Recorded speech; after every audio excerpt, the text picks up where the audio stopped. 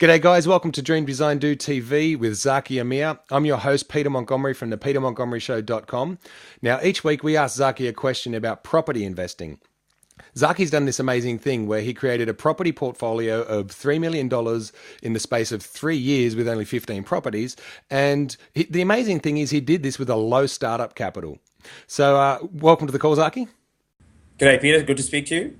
Now, Zaki, I want to talk to you this week about the size of the deposit that you need to invest. Now, I know you can invest with a large deposit of 20% or a smaller deposit of 5%. I want to ask you, which way do you prefer? Yeah, good question, Peter. The deposit, I guess, is the amount of money that is required to get into an investment property, or even more so, even if you're buying your own home. Now, the deposit is basically the security to the bank if for any reason you get into trouble with paying back that loan and the loan remains overdue over time. The bank obviously has the right to repossess that house and sell it on the market at market price. Now, the standard deposits that most banks require are 20%. The reason it is 20% is the reason that if you do get in trouble and the bank has to fire sale that property, they consider that the property can be sold up to 20% or up to 80% of its market value. Now let's just take this example that I normally use, that you have a $100,000 deposit, whether it be savings or equity from your own home or gift from family and so on. Now, with $100,000, you went and bought an investment property using a 20% deposit. Now, by using a 20% deposit, it's 20% of 300, and let's just say that the property price that you're going to purchase using my strategy is $300,000. So a 20% deposit on $300,000 is $60,000. Now, you purchased that house with $60,000 using your deposit, and then you have stamp duty and other fees. And let's just say, well, you have that investment property, which is great. However, you can't really go any further in the meantime because you've used all your deposit. Now, let's just compare an apple-to-apple example using the same scenario, that you're going to now go and purchase a similar $300,000 house. However, this time you're going to use a 5% deposit. There are certain lenders out there, some other major banks, however, policies change all the time, in which they allow you to purchase a property with a 5% deposit. Now, 5% of $300,000 is simply saying that you only need $15,000 for that property that you're going to purchase. So the previous example was you'd need $60,000, i.e. a 20% deposit to purchase that property, or using a 5% deposit, you would only need $15,000. Now, you still have some spare money because you were starting off with $100,000. So using this example of a 5% deposit, you can go up to purchasing 3 properties, and then that would cost you a 40% deposit. I mean, a $40,000 deposit.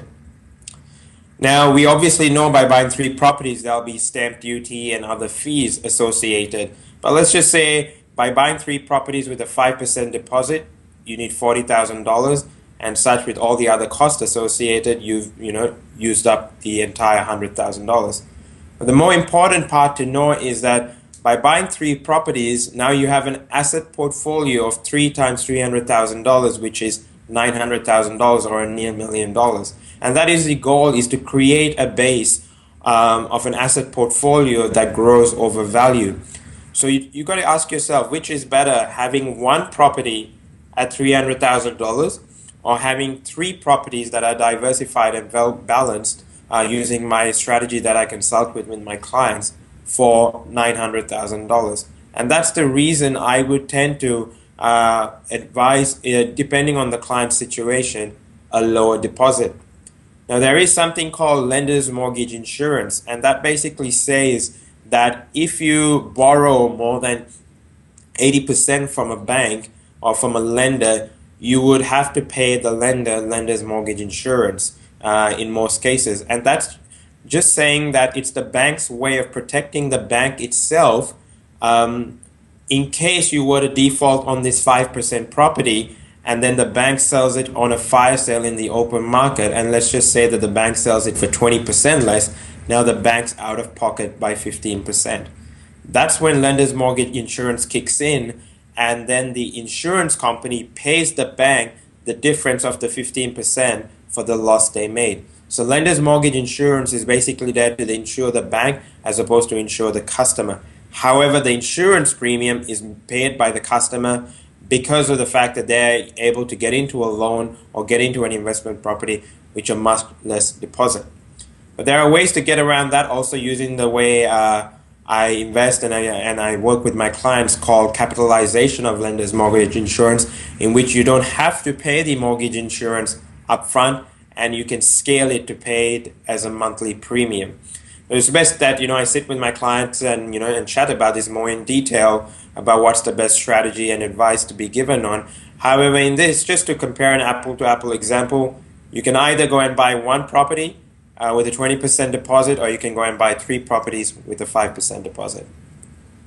Excellent, Zaki. Thanks so much, mate. I'll talk to you next week. Thank you. Just after we filmed this episode, I actually had a chat with Zaki about why someone would actually choose a 20% deposit over a 5%. And he's just said something along the lines of some might not even know that it's available, that they can choose one or the other. And generally that people will choose the 20% because they don't want to be in so much debt to the bank. So but if you want to find out for your specific situation, I suggest getting in contact with Zaki personally. There should be a link just below this video, or if you're watching it on some other site, there's a link just below. Click through and actually contact Zaki to see what's the best situation for you.